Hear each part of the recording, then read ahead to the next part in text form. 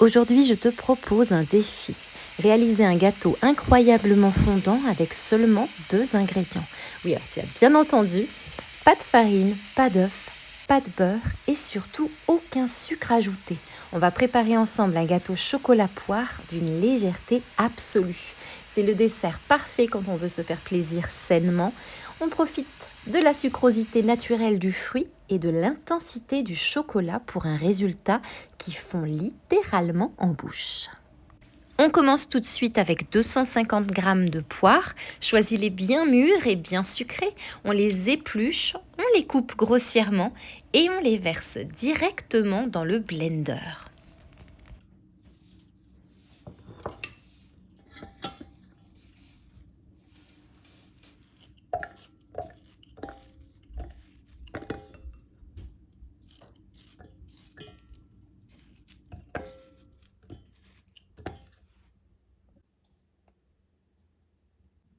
Et on mixe le tout jusqu'à obtenir une belle purée de poires bien lisse.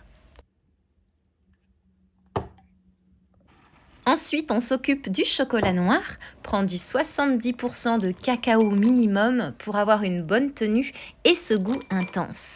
Coupe les 250 g en carrés et fais-les fondre soit au micro-ondes, soit au bain-marie.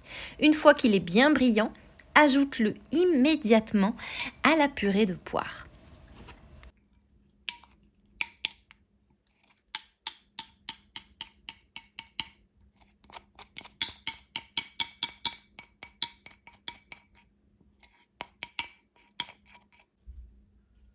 Et surtout, utilise une maryse pour bien tout racler. On ne perd pas une goutte de chocolat.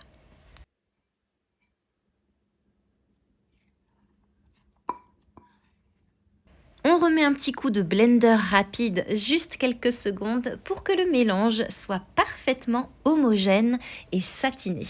Pour le moule, je te conseille un petit format de 15 à 18 cm de diamètre, un moule en silicone, c'est super pratique, ou alors utilise un moule classique avec du papier cuisson.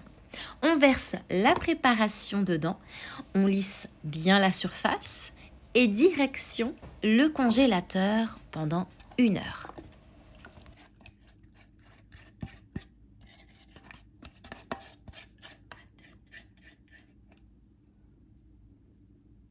C'est le secret pour pouvoir le démouler très facilement.